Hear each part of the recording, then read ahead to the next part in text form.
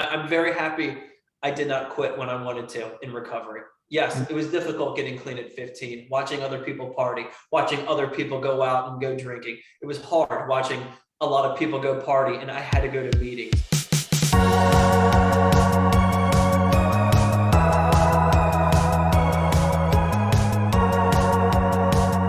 Welcome to Share, a podcast production of Amethyst Recovery Centers. I'm your host, Kabir Singh. At the top of each episode, we like to remind our listeners that addiction is treatable and recovery is possible. If you or a loved one are struggling with addiction, call Amethyst today at 855-80-SOBER or visit us online at amethystrecoverycenters.com.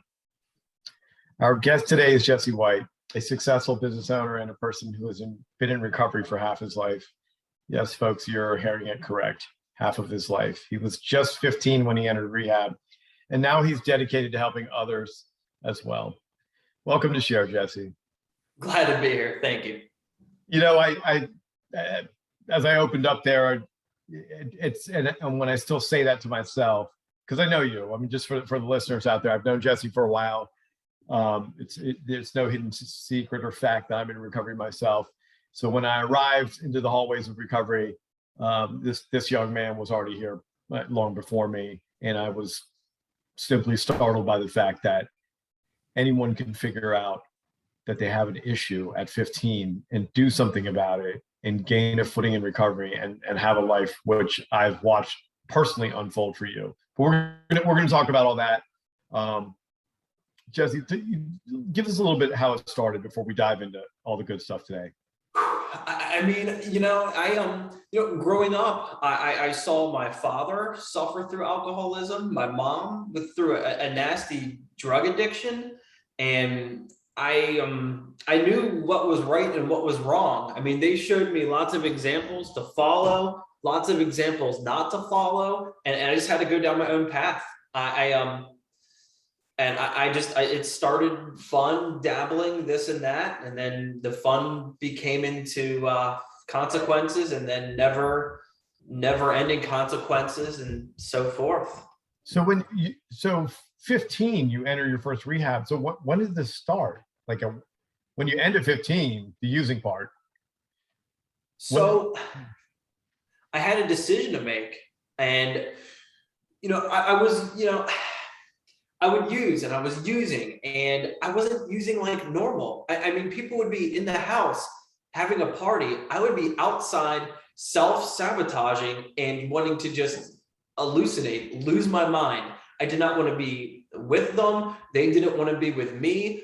I was not using to have fun. I was the guy in the circle who did not understand when people said that, I'm good. I don't need another hit or another drink or another this or that. And I didn't relate to that because I was an extremist. I needed everything full throttle. And it got to the point where enough was enough. And just the good old prayer to, please God, please something up there, help me.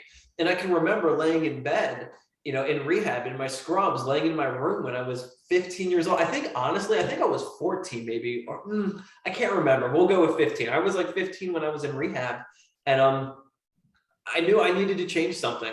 Like I said, I saw my parents go down a nasty road of their own. And I knew if I didn't make some decisions that was going to be my life, and probably worse. Yeah. Where does someone go at such a young age? I mean, were you mixed in an adult facility, or were you? It was the adolescent program at Pathways in Annapolis. Okay. Yeah, very familiar with it. We work with them here. And that's where I went. Oh, that's awesome. Yeah, there is certainly a lack of adolescent programs. One of the things that we were sort of happy about in our organization, we were, prior to the pandemic, awarded a contract at Baltimore County Public Schools, but to bring in some services there. But obviously that was put on a standstill. So yeah, they are certainly a shout out to all the adolescent programs out there doing that good work and trying to find a way to reach younger folks like yourself, because it is a hard population to reach. So when you're in this rehab center, I'm sitting here. I find it remarkable that you're at this proverbial fork in the road and you're realizing that you have an issue. Was there anything that happened to you in treatment that further sort of push along? Absolutely. I mean, I don't know. My first sponsor always told me that there's a message in these rooms or in recovery that only the dying can hear. And I was there. And people who recreational use do not end up in a rehab. People who could have a little bit of this and a little bit of that generally don't wind up in rehab because they were failing out of school, kicked out of their house, lying, stealing, cheating, manipulating, self-destructing, hurting others. I can go on and on. That's not really a normal thing. I guess every 15-year-old, you parents, we all go through, I guess you could say, a phase. But my phase was not, I wasn't growing out of nothing. That was who I was. I used to swear to God that was me till I died. I didn't know there was a new way out till my mom, who was clean at the time, she still is, planted that recovery seed. And we can even backtrack real quick before, the first night in treatment, is that she took me to an NA meeting before I went into treatment because, and I went. It was on a Thursday night. And I went to this NA meeting and it was cool. Everyone was so friendly. They were nice, laughing, very unrelatable for me. Or it was relatable, but it was hard because I was by far the youngest in the room. I didn't know anyone, but they were so nice and welcoming. I didn't go back, but it kind of planted something. I kept using after that meeting, but like, it was neat knowing that maybe there's something else out there. And it was, yeah. So one thing that I'm realizing in this particular moment is that we've talked about how you came in at this particular age. So you've been clean, you've been sober how long now? I'm almost 16 and a half years. So I got clean when I was 15. I'm going to be 32 at the end of September. Okay. So I think I just crossed over 6,000 days clean 2 or 3 weeks ago. Yeah. Not that it matters, but to the folks that are listening here, and certainly viewers this time, that they can now see us, to put this in perspective, this is, although it's really recovery is possible for anyone. Jesse is certainly unique in the amount of time that you've decided to stick and stay, and remarkable. So I'm going to be 46 here soon, and I've got a little bit over a decade. And we're not here to compare or contrast. It's just continues to be something that stands out to me as remarkable here, that at such a young age, and you're 32 now, and the life you assembled. So that's sort of where I'm going next year. So if you're listening, you may not be able to see it, so I encourage you to check in with us and watch this particular podcast. You can see all these sort of fabulous background that Jesse's sitting in front of, these medals that are hanging behind him. How did you get into fitness? I don't know. When I first came into recovery, I don't recall it being this pronounced for you. Like I knew you were an athlete. You were into fitness, but it wasn't what you were doing, I don't think. So when growing up, I was on the swim team, the dive team. I was a championship diver, divisional, diver, divisional swimmer, all-star diver on the local pool circuit. Funny, using got in the way of that really bad. That ruined that pretty nicely. But so yes, I grew up playing ice hockey, playing hockey. I was never, I don't want to say I was like a couch potato, but like I definitely, got, when I was, 16, when I was like 15 to about in 2014 is when athletics really started to change.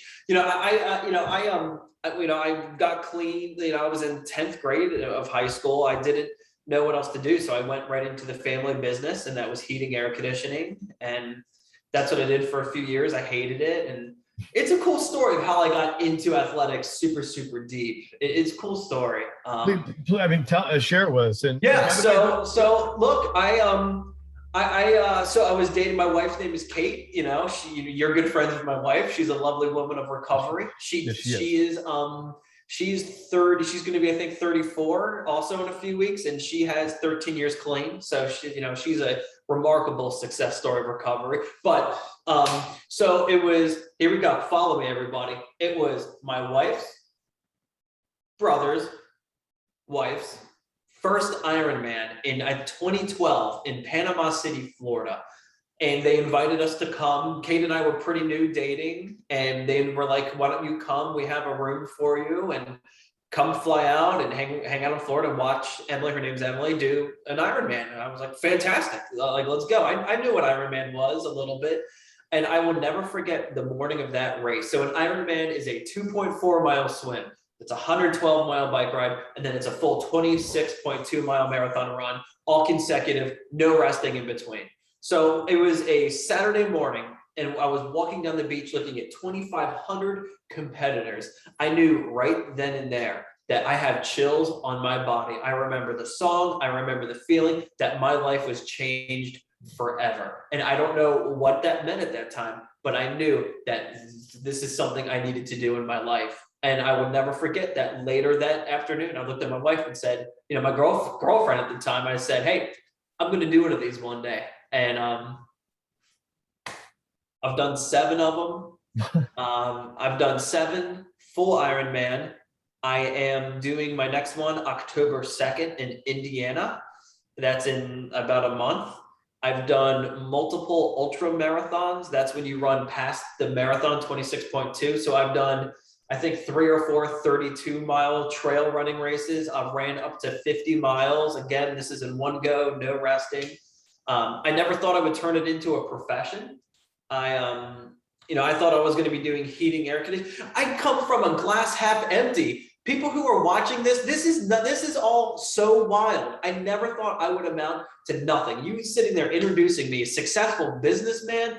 I used to get fired from every job. I would quit every job. I never followed through with nothing. And this is clean, people. This is clean. It doesn't have, just totally not taking things seriously, taking advantage of.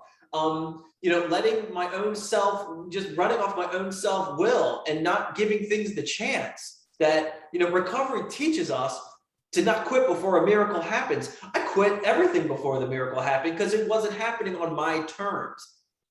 And when it's not happening on my terms, that's when I get that space in between my ears goes crazy, and I run, I hide, I quit.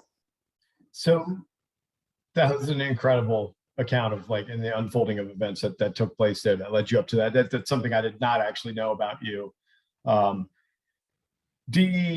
There's a couple things, there's many things on the wall behind you. Those certifications, what are the certifications that you have? So right there, the top one is the International Sports and Science Association. That's my CPT, Certified Personal Training certification.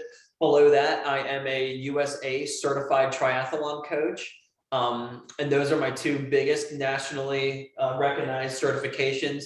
We were talking a little bit before the podcast. I have lots of specialties working with, youth and like 16 under athletes. I have a couple software programs that I use for the virtual coaching. I coach athletes, all over the country, all over the world, Philippines, Colorado, South Carolina, all over the place with all different levels of fitness and goals. And so I have a bunch of side specialties. Yeah, well, do me a favor and just drop your Instagram, because I love following your Instagram, and if people want to see more pictures of what you're doing on a daily, and then we'll give you another plug there at the end. Oh yeah, sure. I mean, just look up at Coach Jesse W. Honestly, Google Coach Jesse White, and I will be found. I'm there. Okay. But it's at Coach Jesse W. That's how you can find me on Instagram. Or you can, as you mentioned, folks, you can Google him at Jesse White and find him there. And as I know he does, he trains people. They're at home in his home office there, the setup that he's got, some of which you can see there. And then he's also coming out to folks in the surrounding area where we happen to be here in Maryland. So your passion for these triathlons and training people and participating in them, how do you feel like that lines up with your recovery? The greatest joy that I get every day is proving to people what they can do, but what they think they can't do. So I do not work with just elite athletes. It's actually one of the fewer it's the smaller niche is the elites. I do work with quite a few very serious, talented athletes, but I work with general population, people who can't do a push-up, people who could maybe not even jog a mile or two. And I love the pleasure of helping people achieve their goals and more, showing people that we all have more in us than we think. It's amazing the mental block that we as humans can put on ourselves. That's in anything. That's not athleticism. That's business. That's relationships. That's me being a father, a husband, even being in recovery as an addict. It's amazing the limitations. And I love to unlock those limitations, and being able to do that for people is an absolute gift. I mean, everything that I've learned is sprouted from March 2nd of 2005. And that's the last time I picked up a white key tag. March 2nd is my clean date of 05. And everything that these rooms of recovery have taught me, I've been able to apply in all of my affairs. And it's helped me run my business, not off my self-will, not to make a bunch of money. It's how could I and the team of trainers and health coaches I have make a positive impact in the world by doing what we do, sharing passion, sharing, just our, sharing passion, sharing our love, sharing gratitude, and just, the glass I mentioned earlier, I'm not a glass half full guy. I mean, half empty, I'm a glass full, I'm always fired up, and it's just, it's so cool being able to share that with other people. I was staying at a hotel recently, and on the mirror in the bathroom, it says the glass is always full. And it showed a little thing. It's got half liquid in it, and then the other half is air. So the glass is actually always full. It's a way. It's like one of these, I don't know, Holiday Inn Express or something, where the funny commercials they have. They're like all spry in the morning because they stayed at this place. I thought that was a neat thing, and I hear what you're saying. There's science. You're very studied in this area. You have a lot of personal achievements. The science behind what exercise does for, forget about just even people in recovery, everyone. There's a lot of science behind it, and I know a little bit about it. I hear about endorphins and things like that. You feel better, right? I mean, just as part of incorporating exercise into our life. In this particular case, we are recovery centric. There are benefits. It feels good to feel good, and to have a little pep in your step, a little self-confidence, being able to hold your head up high over some self-accomplishment is a wonderful feeling. And that's why I said, that's why I created a new program. I don't need to talk about it now, later, but I created a program to help people kind of get off the desk office chair and to get moving. My Just Take 10 program, it's my 10-minute workout booklet. And this is fantastic. What I'm doing now is I'm going into corporations and I do health and fitness presentations for the staff, for for the CEO executives, and they can work my program. And this is a 10-minute program that is, it's laid out extremely well, and it helps people get moving on their health and fitness journey. And this is something that can be done during the workday in the office, perhaps even in a cubicle. All it takes is 10 minutes, of course. It's called Just Take 10. You can find it right there on my website, homecorefitness.com. You can, anywhere on my social medias. Yeah. So I'm super happy about this. And it's gotten great reviews and great success already. I'm very grateful for it. That's awesome. I know we do intend on connecting about you and I. We're looking to connect about that, and have you talk to some of our folks. So I do plan on doing that with you. So I know, being involved in 12-step recovery, there's like sober or clean, whatever language we choose to use, softball leagues and things like that. Do you do anything surrounding, group activities? Is that something you're looking to get into with surrounding recoveries, or do you take part of in sports teams or anything like that? Or when I first, my first few years, I played softball at the courts down in Rock, wherever it was. I played softball, but I hope to get involved in the convention and maybe do a fitness walk on Saturday mornings is what I was thinking of doing. Or, kind of like all the addicts, we just do like a nice 1 mile walk at like a convention, or maybe talk to special events about doing like a group, fit, walk. But besides just, service positions, and I look, I still go to meetings all the time. I still call my sponsor. I still work steps. And besides doing that, I'm not, I'm not using the pandemic as an excuse, but I do mostly Zoom meetings right now. And so it's been tough to really like be in big recovery group settings, but yeah. What would you, so somebody's listening to the podcast here or even watching, they're very new into recovery. Maybe they're not exactly happy about their weight. Often I know, look, my first sponsor told me when I got here, let's tackle the stuff in the order that it's killing you, right? So that was like drugs and alcohol, that obviously was the first thing. Then perhaps look at tobacco usage, and then perhaps, hey, let's cut a little bit of weight. What's a good place to just start for somebody that's new, the newcomer to both your realm and what you are as a professional, and then a man in recovery? Like to start on like a health and fitness routine? Yeah, I mean, do we just start with some walking? Do we? There he is, folks. I'm not kidding. No, I know you're not. This is real deal. Kabir, this is an extremely affordable way to get started on a health and fitness program. It is laid out all the directions. I have pictures on every page. It explains everything. I mean, this right here is fantastic. But to answer your question, besides just plugging the Just Take 10, is get off your butt and get moving, people. We need to get moving. We need to get moving. And that can simply start by taking a 10-minute walk, by riding a bicycle for 10 minutes, by walking in place while you're cooking, by doing a stretch, by taking a work call and walking during your work call. One of the things that I go over a lot with the accountability coaching I do is not big goals or the short-term goals, because too much change at once can be very deteriorating. It's exactly what you said, how your first sponsor said, let's tackle the small things that are killing you first.